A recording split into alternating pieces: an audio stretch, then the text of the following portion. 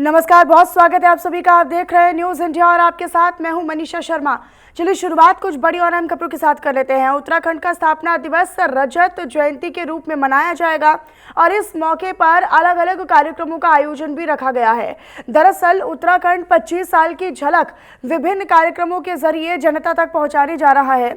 आपको ये भी बताते चले कि स्थापना दिवस के तहत 5 नवंबर को देहरादून के दून विश्वविद्यालय में प्रवासी उत्तराखंडी कार्यक्रमों का आयोजन किया जाएगा, जिसमें मुख्यमंत्री पुष्कर सिंह धामी उत्तराखंड के प्रवासियों से सीधा संवाद करने वाले हैं, जिसको लेकर सचिव विनोद सुमन ने बताया कि इस प्रवासी सम्मेलन में 300 से ज्यादा प्रवासी उत्तराखंड पहुंचेंगे।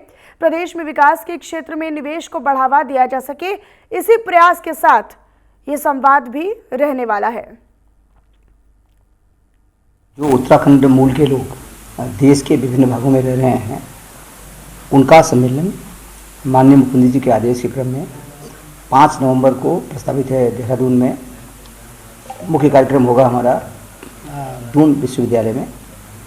उसमें इनॉग्रेशन सेशन होगा और उसके बाद फिर प्रवासी गणों से माननीय मुख्यमंत्री जी का संवाद होगा। उसके बाद 2 सेशन रखे गए हैं पृथक पृथक। उसमें उत्तराखंड में विकास की क्या संभावनाएं हैं, कैसे डेवलप करना है, कैसे उनको अनुभवों का लाभ लिया जाए, कैसे उनको हम उनसे इंटरेक्ट करके उनके द्वारा उत्तराखंड को कैसे लाभ पहुंचाया जा सकता है, उत्तराखंड राज्य इनको कैसे लाभ पहुंचा सकता है। और इसी पर अधिक जानकारी देंगे हमारे सहयोगी देहरादून से हिमांशु बरमोला जुड़ चुके हैं। हिमांशु, सीधा आप ही का रुख करते हुए, उत्तराखंड को 25 साल होने वाले हैं और इन 25 सालों की झलक जो है वो अब यहाँ के लोगों को दिखाने का प्रयास किया जाएगा। कार्यक्रम को लेकर किस तरह की तैयारियां हैं, रजत जयंती के तौर पर किस तरीके से मनाया जाएगा? देखिए मनीषा, निश्चित रूप से उत्तराखंड अपना रजत जयंती वर्ष जो है मना रहा है और 25 वर्ष उत्तराखंड के गठन को हो चुके हैं। तो ऐसे में जो है सरकार की ओर से कई कार्यक्रम किए जा रहे हैं। सबसे पहले अगर बात कर ली जाए तो 1 तारीख को मुख्यमंत्री आवास से जो है इगास पर्व, जो 11 दिन बाद दीपावली मनाई जाती है उत्तराखंड में, उससे शुरू होगा और 11 नवंबर तक ये चलेगा। माना ही जा रहा था पहले कि 11 नवंबर को प्रधानमंत्री नरेंद्र मोदी इस समारोह के समापन में शामिल होंगे, लेकिन जो है प्रस्तावित कार्यक्रम उससे पहले भी प्रधानमंत्री का आ सकता है। 9 नवंबर को प्रधानमंत्री, जिस दिन उत्तराखंड राज्य गठन हुआ 9 नवंबर को, उस दिन भी शायद उत्तराखंड में समारोह में शामिल हो सकते हैं। इसके साथ ही अगर बात कर ली जाए तो कई ऐसे कार्यक्रम है जिनका आयोजन राज्य सरकार द्वारा किया जा रहा है। सबसे पहले अगर बात कर ली जाए तो मुख्यमंत्री आवास से ही कार्यक्रम शुरू होने वाला है। 2 तारीख को पिथौरागढ़ के ज्वालिंगकोंग में आदि कैलाश अल्ट्रा मैराथन का आयोजन सरकार द्वारा किया जा रहा है। पूरे भारत में ये पहली बार जो है कोई सरकार इस तरीके का मैराथन करवा रही है। इसके बाद अलग अलग दिन जो है कार्यक्रम रखे गए हैं। 3 नवंबर की अगर बात कर ली जाए तो 3 नवंबर को महामहिम राष्ट्रपति द्रौपदी मुर्मू जो है उत्तराखंड की विधानसभा के पटल पर जो है अपना अभिभाषण देंगी। इसके साथ ही 4-5 नवंबर को भी अलग अलग कार्यक्रम रखे गए हैं। 1 तारीख से और 11 नवंबर तक डेली शाम को जो है हिमालयन सांस्कृतिक केंद्र गढ़ी कैंट में सांस्कृतिक कार्यक्रम का आयोजन किया जाएगा। इसके अलावा यहाँ ये कहा जा सकता है अलग अलग जगह पर भी जो है कार्यक्रम किए गए हैं। वहीं क्योंकि बड़े बड़े कार्यक्रम सम्मेलन इस दौरान किए जा रहे हैं, प्रवासी सम्मेलन भी इस दौरान किया जा रहा है, जहां पर तमाम वो वर्ग जो उत्तराखंड से बाहर रहकर बड़े बड़े पदों पर हैं वो उत्तराखंड में आकर प्रवासी सम्मेलन में जो है प्रतिभाग करेंगे। इनमें सबसे बड़ा नाम जो अभी तक है राजस्थान के जो मुख्य सचिव हैं सुधांशु पंत, वो भी इस कार्यक्रम में शामिल होने वाले हैं। तो ऐसे में कई ऐसे लोग हैं जो प्रवासी सम्मेलन की बात करें या फिर कृषक सम्मेलन की बात करें या फिर कई ऐसे अन्य जो है सम्मेलन जो है राज्य सरकार की ओर से करवाए जा रहे हैं, ताकि जो ये राज्य गठन वर्ष है यानी कि 25वीं वर्षगांठ जो राज्य मना रहा है, इसमें किसी भी तरीके की कमी न रहे। तहसील स्तर से लेकर ब्लॉक स्तर से लेकर जिला स्तर तक जो है तमाम तरीके के जो कार्यक्रम है वो किए जा रहे हैं। और ये कहा लोगों को कैसे जोड़ा जाएगा? क्या लोगों की भूमिका भी रहने वाली है? क्या ये जो आने कार्यक्रम किए जाएंगे 5 तारीख से शुरू होंगे, फिर 9 नवंबर को एक बड़ा कार्यक्रम होगा, लेकिन क्या आम जनता को जोड़ने का प्रयास या उसका मकसद भी है?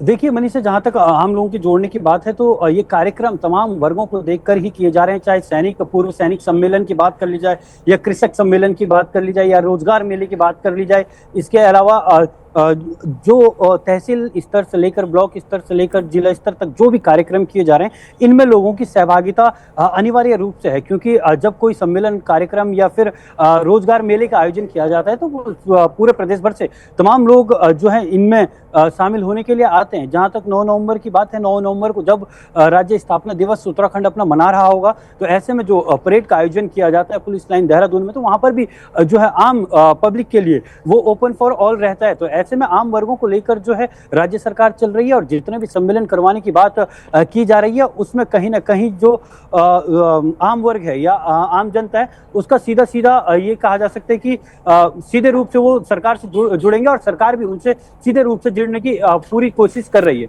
जी हिमांशु, इन 25 सालों में उत्तराखंड ने बहुत कुछ देखा है, कई सारे उतार चढ़ाव देखे हैं, कई सरकारें आई गई हैं और कई बार सरकारों ने खूब दावे वादे किए, लेकिन उन दावे वादों को पूरा नहीं किया गया। लेकिन जब धामी सरकार आती है, फिर वो सत्ता में रिपीट होती है, तो निश्चित तौर पर कई सारे बदलाव जो है वो लोगों की ओर से भी कहे जाते हैं और बढ़ चढ़कर लोग इसको मानते भी हैं, उनकी सराहना भी करते हैं।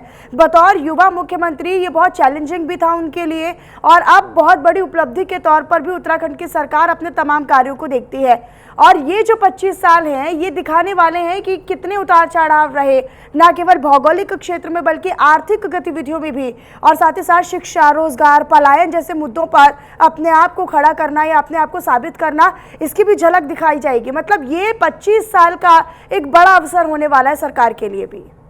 निश्चित रूप से मनीषा, देखिए ये सरकार के लिए नहीं, पूरा उत्तराखंड के लिए गौरवशाली क्षण है जब एक राज्य अपने 25 वर्ष पूरे कर लेता है। ऐसे में जहां तक भौगोलिक परिस्थितियों की बात कर ली जाए तो कई जगह भौगोलिक परिस्थितियां सामान्य है, चाहे देहरादून हरिद्वार की बात कर ली जाए, लेकिन कई जगह ऐसे विषम भौगोलिक परिस्थितियां जहां तक पहुंच बनाना मुश्किल होता है। उत्तरकाशी के दूर सीमांत क्षेत्र है जहाँ जो चीन बॉर्डर से लगते हैं, चमोली जिले के सीमांत क्षेत्र हैं जो चीन बॉर्डर से लगते हैं, पिथौरागढ़ के ऐसे सीमांत क्षेत्र जहाँ पर जो अपनी पैठ है वो बनाना मुश्किल हो जाता है। तो ऐसे में सरकार का उद्देश्य हमेशा से उत्तराखंड में ये रहा, चाहे केंद्र की योजनाएं हैं की बात कर ली जाए, राज्य की योजनाओं की बात कर ली जाए, तो जो उनकी योजनाएं हैं वो अंतिम छोर पर बैठे व्यक्ति तक पहुंचे।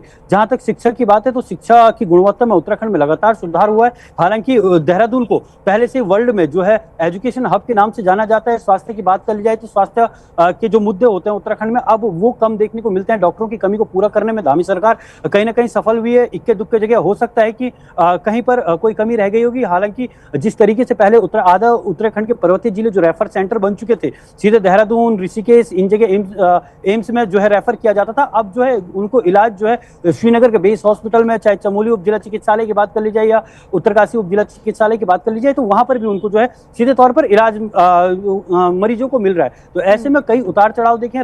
सबसे बड़ी अहम जो बात है कि राजनीतिक स्थिरता उत्तराखंड में कभी भी नहीं रही, लेकिन जब से मुख्यमंत्री पुष्कर सिंह धामी बने हैं, थोड़ी जो है राजनीतिक स्थिरता इनके कार्यकाल में देखने को मिली। इनके लिए इसलिए भी ऐतिहासिक क्षण है मुख्यमंत्री पुष्कर सिंह धामी के लिए, क्योंकि पिछले 3 से 4 वर्षों की अगर खासतौर पर बात कर ली जाए तो उत्तराखंड में सख्त नकल विरोधी कानून जो है लागू होता है। इसके अलावा धर्मांतरण कानून जैसे विधेयक विधानसभा के पटल से बहुत आसानी से सीएम पास करवा देते हैं। इसके अलावा भू कानून की बात कर ली जाए उसमें संशोधन किया जाता है। इसके अलावा अगर बात कर ली जाए तो यूसीसी ऐसे पहला राज्य, आजाद भारत का ऐसा पहला राज्य है जहां पर यूसीसी को लागू किया गया, और ये सब कुछ जो है मुख्यमंत्री पुष्कर सिंह धामी के नेतृत्व में जो है राज्य सरकार ने किया है। तो ऐसे में कहीं ना कहीं मुख्यमंत्री पुष्कर सिंह धामी का जो नेतृत्व है वो सशक्त उत्तराखंड बनाने की ओर अग्रसर है। जी ठीक है, अपनी नजर आप बनाकर रखिएगा हिमांशु। बहुत शुक्रिया आपका इस तमाम जानकारी को साझा करने के